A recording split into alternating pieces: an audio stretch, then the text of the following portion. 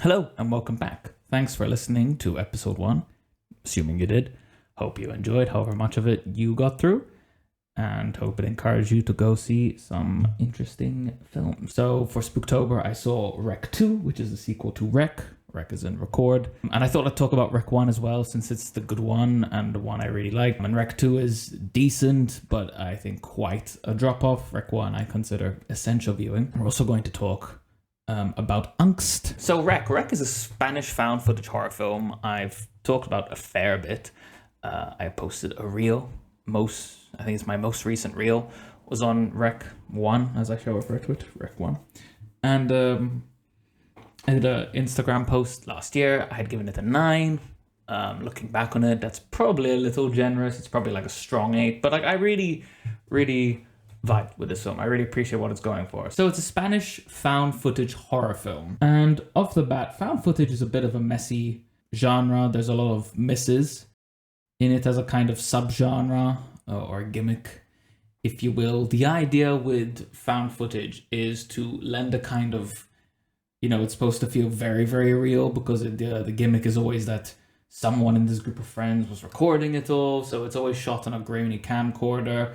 Obviously, the added benefit that it's found footage films are, in a relative sense, cheap to make because, the lack of professional equipment is kind of the point. It's kind of the whole idea. Generally, these films have kind of come to be thought of as schlock like Paranormal Activity of the world and all that kind of thing. And it just becomes this very YouTube Easter egg gimmick thing. And they're always, there's this kind of dumbness about them, at least as association.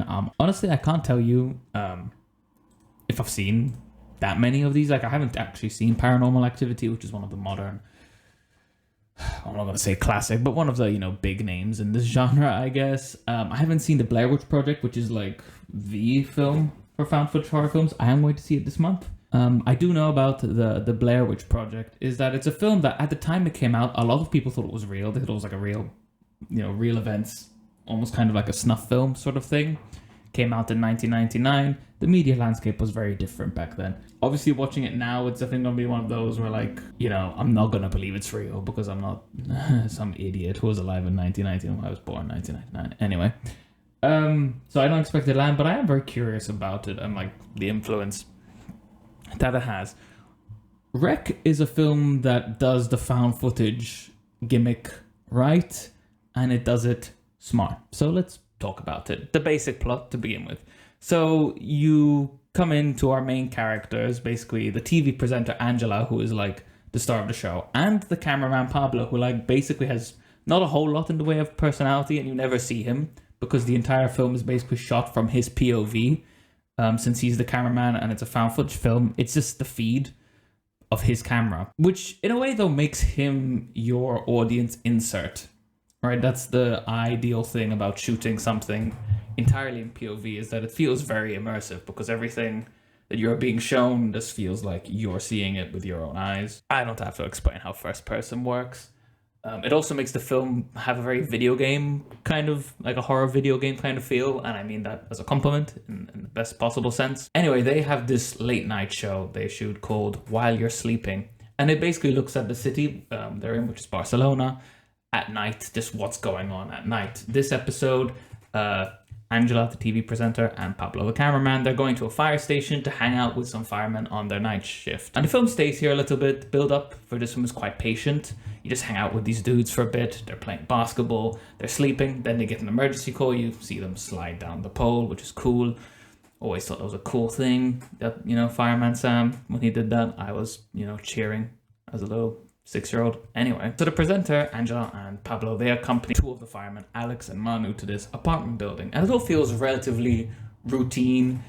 It seems like there's an old woman who's like, I'm on this apartment, like, I think they say like, oh, she fell or something and she needs help, whatever. When they get to the apartment though, it becomes quickly apparent that things are more severe than first thought. The old woman exhibits really aggressive behavior, and there are police on the scene. All of a sudden now the building is being quarantined and there's a military presence forcing our characters to remain in the building.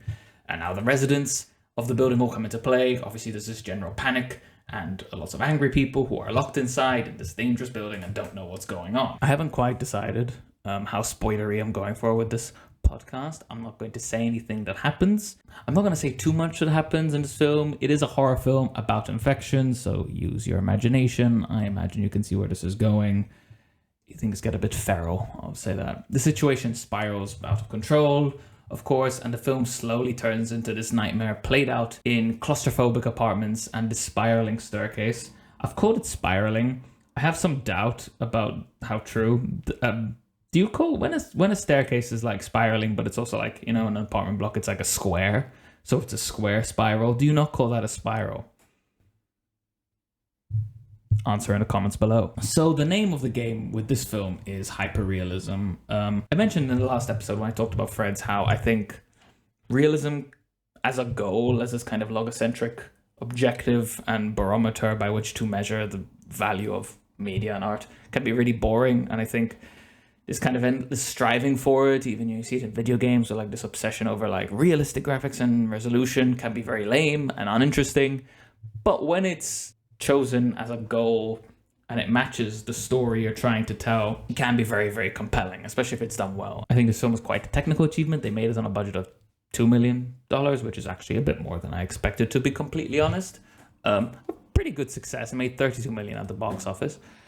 So that's quite a good return on investment. But to achieve what they did, you know, shoot it with the kind of clarity where you can tell what's going on, who's who and all that, even though so much of it is shot in this kind of like somewhat low, you know, it's this low resolution found footage thing, and it's in these tight corridors, and the lighting isn't always ideal, largely because they're trying to make it, you know, realistic. So like, you know, you're not going to have perfect lighting conditions in that kind of setting, but they have, you know, these long takes and they're running up and down stairs, and to do all that, maintaining the realism and keeping it legible and clear in terms of what's happening, requires a lot of organization and planning and technical know-how. So I think, you know, big plus on that front. Another thing though, I think that this film really deserves a lot of credit for, which is probably not something that's, you know, jumps out when you're watching it.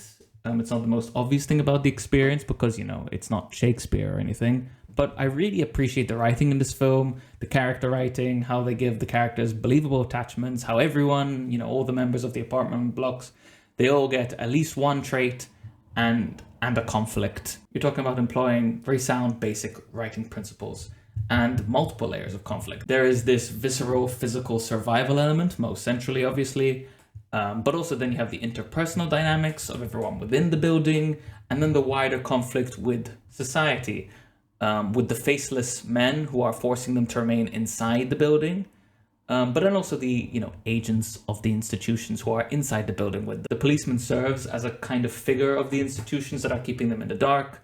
You know, there's this one policeman who keeps telling them to stop filming and who won't give them all the information. They then send in a doctor who the same is there to run tests and inspect the situation. But, you know, there's a lot of information that's being kept all the while they're being forced to remain in this dangerous hell pit. They also have these little sit-down interviews because, again, the gimmick is they're recording for this TV show, and Angela, our TV presenter, obviously sees, you know, a little bit of, you know, journalistic integrity about people need to see this, and a little bit of opportunism, of course, because this is more interesting than anything that ever happens on her late night show. And you can sort of infer that maybe she'd like to be doing something else than the late night show that, you know, old people fall asleep to on bark loungers.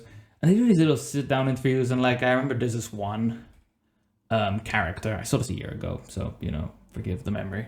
I'm trying my best. But there's this one character, for example, one of the residents of the building, and in his interview you see him like combing his hair before and asking how he looks, even though he's got this like thinning head. So it's this middle-aged man preoccupied with vanity who then, you know, add a bit of color. He has this kind of like racist disposition towards these immigrants, and then all these, you know, tenants start pointing fingers at each other. So he points the finger at them because, oh, you know, they're, you know, dirty. Obviously a bit of racism, not endorsing that, just saying, you know, these kind of things that add a bit of flavor to each character. You know, other characters are blaming this woman and her daughter, and, you know, they're the ones with this dog, the dog brought it in. All this, you know, finger pointing game, and how trust can go out the window quite quickly, and how these little allegiances and these battle lines are drawn up very quickly. And so that's something I just appreciated a lot about the film. Nobody who watches this is thinking about the writing, but it is actually very smart writing according to some fairly simple writing principles and basic structure which provides the foundation for this film to be a success. It is essential for the realism to work, it's essential for the audience to feel engaged, and for the scares to land. And it is what is the main thing I think that's considerably weaker in the second film, as I'll get to in a moment. Just to talk about how scary it is, I thought it was very scary. I thought it was scary. Maybe you won't. Maybe I'm a coward. The fear of the characters feels extremely real, and again, that's owed to the writing, building up the realism, but also obviously the cinematography. The first person POV makes, with that immersive shaky cam, obviously is very engaging, and the fear, grabs you through the screen. And it's this ride that once you're on, you can't really get off. It is well paced. It has these moments of respite here and there, but for the most part, it's this 75 minutes of just escalating tension, which turns into just terror. You kind of feel trapped, quarantined like these characters. It's a very claustrophobic space. The scares, I think, are really earned. They don't rely on kind of external sound effects. When you watch like films and like they time the jump scare with like a boom, like they just plug in this external noise to also make you jump. It doesn't do that, and when there are jump scares, again, like it's fine to have jump scares as long as they're earned and make sense.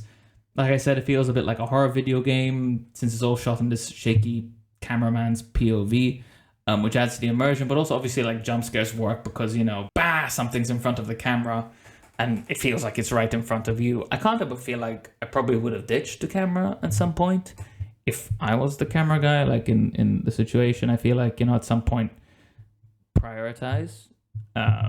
It's carrying around this camera rig, I feel like, is probably slowing you down and jeopardizing your survival odds maybe just a bit.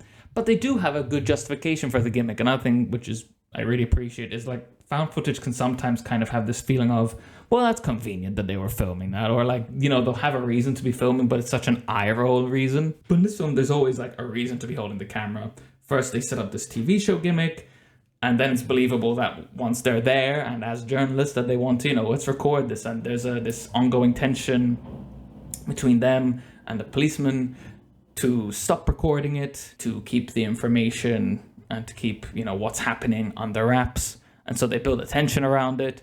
And so again, they know how to write the gimmicks in such a way that it makes sense, which makes it more believable, which makes it more scary, because otherwise you're just kind of rolling your eyes at it.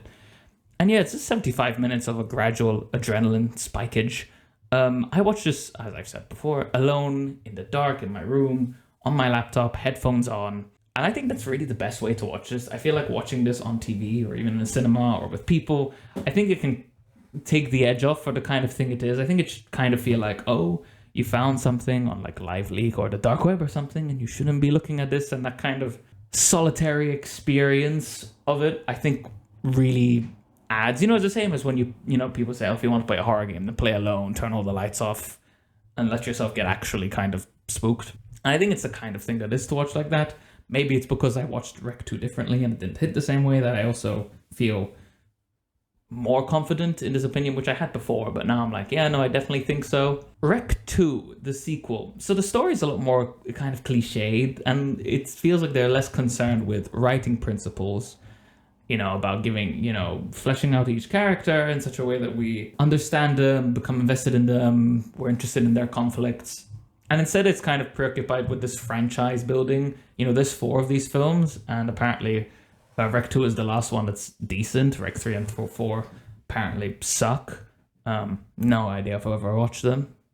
I might, just because, but I also can't really be bothered based off what I've seen and heard. But yeah, it becomes about expanding the story and adding in lore and world building, and doubling down on something that came into the first film only at the end when... Well, that would be a spoiler, wouldn't it, if I just tell you what happens at the end? But anyway, basically they start to bring in these kind of elements of religion and possession, which, the second film is all about that. The first film has a little bit of that, but very little, and it's honestly the least interesting thing about it to me. But the second film seemed very interested in that, and it kind of like, to me, it just runs at odds with, you made it feel like such a realistic situation about, a very, again, it's an infection zombie thing, but presented in a way that feels believable as an infection. The same way I think a lot of people find The Last of Us, well, they went the whole I've forgotten the name, which is quite embarrassing, of the, the mushroom. It's cordyceps, I think it's cordyceps. But, they build it up in a kind of scientifically believable way, if you will. I think the first one has that. It's kind of quite hard-boiled in its realism, and it's very believable that this is just, an infection spreading and that there isn't anything supernaturally going on. And so the second film leans into that very heavily, which kind of it just makes it feel like I've seen so many films that do that. And like plenty of them are great, but like The Exorcist came out 50 years ago. So it's no longer unique and original. And the way the first one kind of felt like, well, I haven't seen anything like this before. The second one kind of takes away from that. I cared a lot less about the characters, which I think is a problem. Again, it's not like you're going to fall in love with any of the first characters, but it's not about loving them. It's about having a degree of understanding them, empathizing with them, and being engaged with them. And in the second one, it's like, well, you start with these police guys, so I'm not very invested in them. Later on in the film, these teenagers come into it, and they're kind of brats. So, the film gets better when they come into it. It's more interesting and more compelling from a character way, and it feels more like the first one. But all the same, again, I'm not particularly invested in them. And I don't particularly care for the supernatural elements for these films, not as a general rule of films. Just for these films, I feel it's a bit of a misstep. There is an element which you could say, like, mixing the supernatural up with an extreme realism is interesting. There's one scene where, like, the possessor is speaking through one of the people it's possessed, I guess, or one of the infected. And it's kind of like, blending the realistic cinematography and, the makeup, which is fantastic in both films, and just this believability with then this kind of supernatural thing. That did give me, it is kind of eerie to see it portrayed that way. To mix those two things is definitely, I think, interesting, and there's some merit in it. But all in all, it doesn't work for me. Another thing I noted, I realized very early on, is like, okay, so the budget went up with this film, right? We're now working with a budget of $5.6 million. And while not as big a success as the first one, it made $18 million, so, it did well. Very early on, I'm like, okay, so they've now got more expensive cameras. They've now clearly got more professional and expensive lighting. And I think that really kind of detracted from the gritty realism of the first one. It still has that realism. It still makes some memorable moments out of it. But I think it just detracts on the whole from it, oddly enough. And, it produces some pretty good scares, but it didn't get me anywhere near as much. Again, setting, I watched this with friends in a living room on television, and that this kind of, I think, can cut through the tension that the first one builds in a way. On the whole, I think Rec 2, I gave like a 6 out of 10, and strong 5, light 6 maybe, something like that. I would highly recommend Rec 1. I feel like I kind of ruined this for Eri because she hadn't seen Rec 1 and then she just saw Rec 2, and it's kind of like, well, now you don't really want to see the first one, I guess. Kind of killed it. Oh well. I'd say Rec 1 is anyway strong 8 to maybe a very soft 9.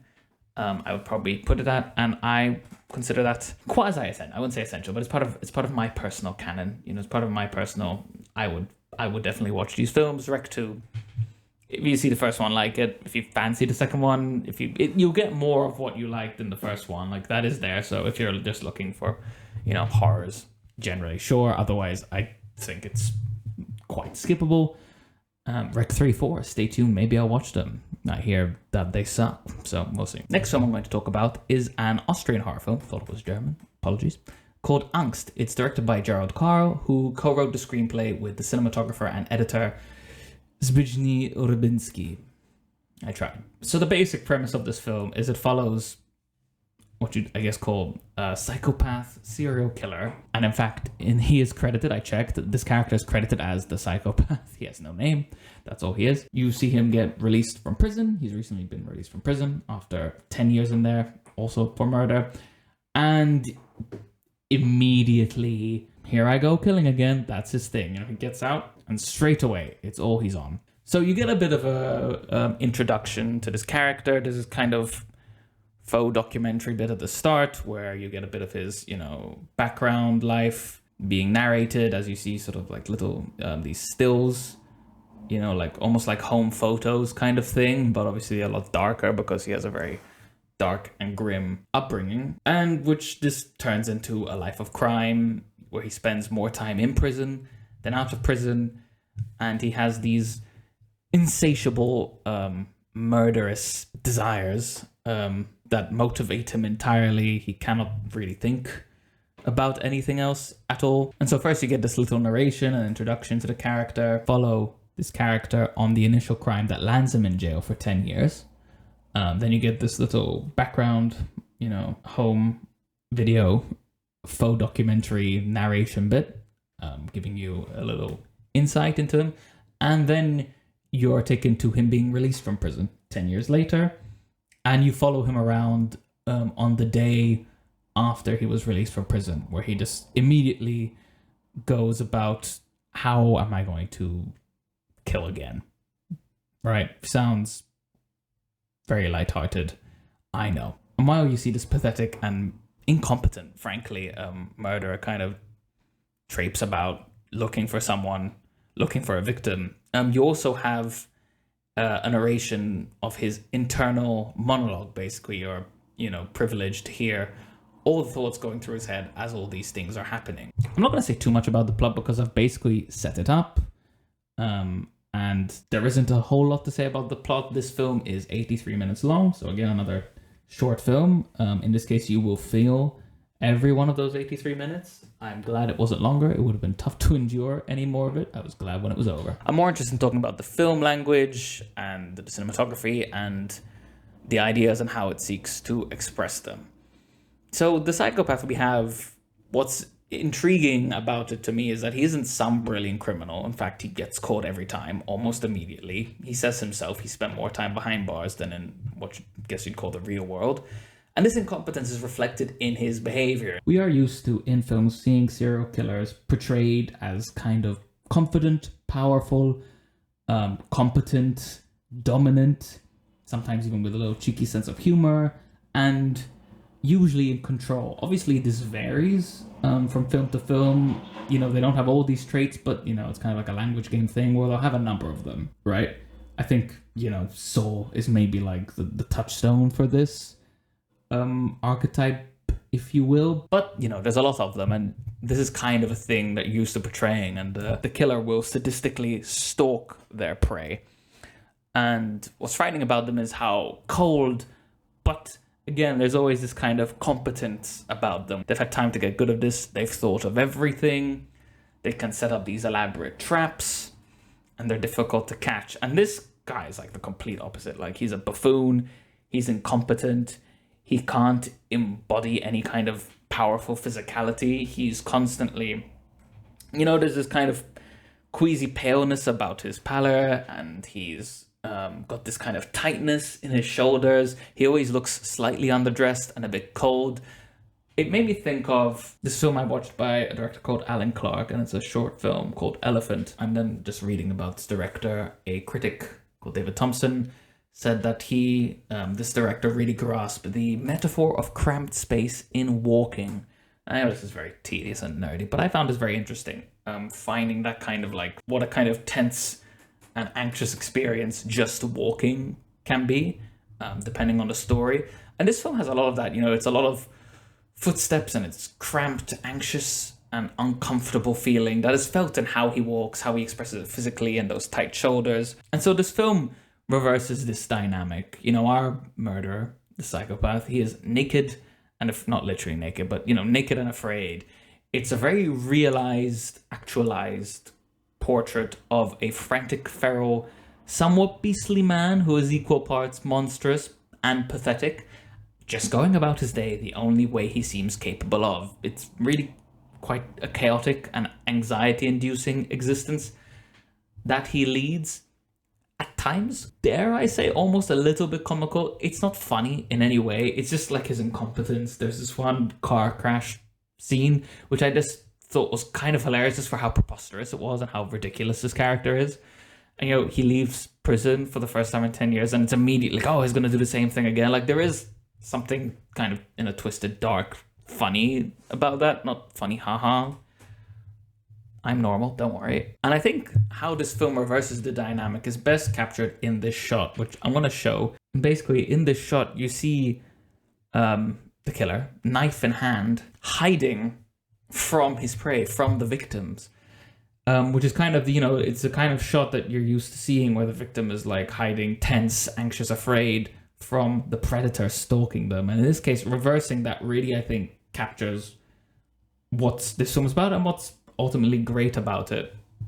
Because I do think it's a pretty great film, awful as it was to watch. When you look at this shot, the inversion here, as it is as though he is the one who's afraid of being caught by the victims, of being seen. He doesn't revel confidently in what he is, nor does he recoil from it. He just sort of is that. You would imagine he has no interiority at all based on his behavior, just that he's some animal thing.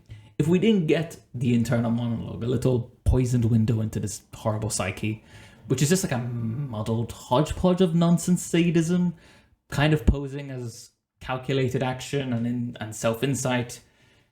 There are these bits where he, talks about his past in a way that gives you the impression that, he's saying, well, this is why I am the way that I am. So it almost seems like insight, but it's also delusional and also kind of, again, gibberish. Talking about the cinematography, we often get a lot of these high angles and even some aerial shots where it's looking down at him. And so in one way, it almost feels like we're playing God, kind of looking down on him, judging him, trapping him in our gaze. And at the same time, between the camera and the monologue, you can sometimes almost feel like the devil on his shoulder. The camera definitely feels like a character with its own agency in this film, oscillating between this kind of omniscient observer perspective, but then also when it needs to, being very visceral, bringing you in tight, up close to the horrible things it wants to show you, like just shoving your face against a window into this creep's disgusting reality, basically. So what is this angst, this anxiety, this tension, this fear? I think the central tension in his being, it is the gross desires he simply must act upon, and the terror of being caught or seen as having those desires. I felt a bit physically unwell, honestly, by the end of it. The score was something I initially appreciated and eventually grew absolutely exhausted by, and, I guess that is the point. It is a good score. It's fairly simple and repetitive. It's just a few tones, some drones and rushes and steps, but very effective. And the film is much like that too. It's 85 minutes. Thank God I could not really bear any more of it than that. The aesthetic is so realized. It reminded me a little bit of Possession. Very queasy, very nauseating, anxiety-inducing, headache-inducing. I did have a headache after I finished watching this. Everything from the angles it chooses, the sound design, the color palette, which is full of these icy toned hues, and just, again, generally kind of nauseous, queasy look, a very modern coldness. And this is one of those films where there's clearly a very clear, coherent vision, where the director clearly accomplished what he set out to do. Everything fits together, from the writing, the performances, and the visual language, whether it be camera movement, camera angles, the cinematography, the color palette. It all blends together perfectly for one very realized, cohesive thing, which is something, as I mentioned in the last episode, I really appreciate and I think is what filmmaking ought to aim at. I think even in the set design, there's this one house where a lot of the film takes place. It's just so wrong. The colors and lighting are just off and kind of sickly, and it's just full of these weird empty rooms, like someone is still moving in, even though 3 people live there. And you get, an empty room with these ugly colors, and then there's just a telephone, and then there's another one where there's just a mattress in an odd angle and place. Very minimalist, ugly stuff, but very realized. I also appreciate a lot how it builds sequences through angles. So you have a sequence where you get a lot of sequential shots with these very low angles, and that builds up a little block of scenes, and then you switch to a lot of certain high angles, and that builds up another block. And so that's a very good way to build a kind of rhythm and momentum. Talking about the psychology of this film, why not? There's a sense of inescapability from the psychopath that you're kind of tied to for the whole runtime. The images that you're seeing on screen are sometimes complemented by what he's saying in his monologue, but sometimes play against the monologue. But then, you have the option, and this I feel like you'd notice more, and I would notice more if I rewatch this, which sounds like an awful time. Oftentimes when he's in doing one of his heinous acts, at the same time he's monologuing about something completely different, almost as if he's disassociating from what he's doing. But the thing he's monologuing about will be equally or more awful. So you're just kind of stuck where you can tune into the images, or you can tune into dialogue, the monologue. There's no escaping this man's mind or his actions. You are suffocated and stuck there with him. I would say this is very appropriately titled. It is the filmic embodiment of needing to rip off your own skin. A strong 8 on 10, I would say. I would recommend if you are game and cool about trying things and treating films as kind of unique experiences, and especially as mood pieces, if you can appreciate the value of a feel-bad film. This is one of the feel-bad films of all time, up there with stuff like, well, I mentioned Possession, Antichrist, Irreversible, Threads, I guess is kind of like that. It is one of those films like you're not going to enjoy it. It isn't fun or pleasant. And so if that, I've sold it so well, of course. But if you're interested in a kind of unique and kind of horrid artistic experience, then I would recommend trying this out. Another thing I want to mention, I guess a combination of praise and trigger warning. Some of the scenes in this film are graphically violent. It was actually banned in a lot of European countries on its release because of those depictions being so severe. One in particular, horrid as it is also again one of the great awful violence scenes. So yeah, I would, keep that in mind, I guess. We're gonna stop there. Thanks for listening, everyone. Any and all feedback is appreciated, as always. Just a little look ahead to some of the stuff coming up in the next episodes.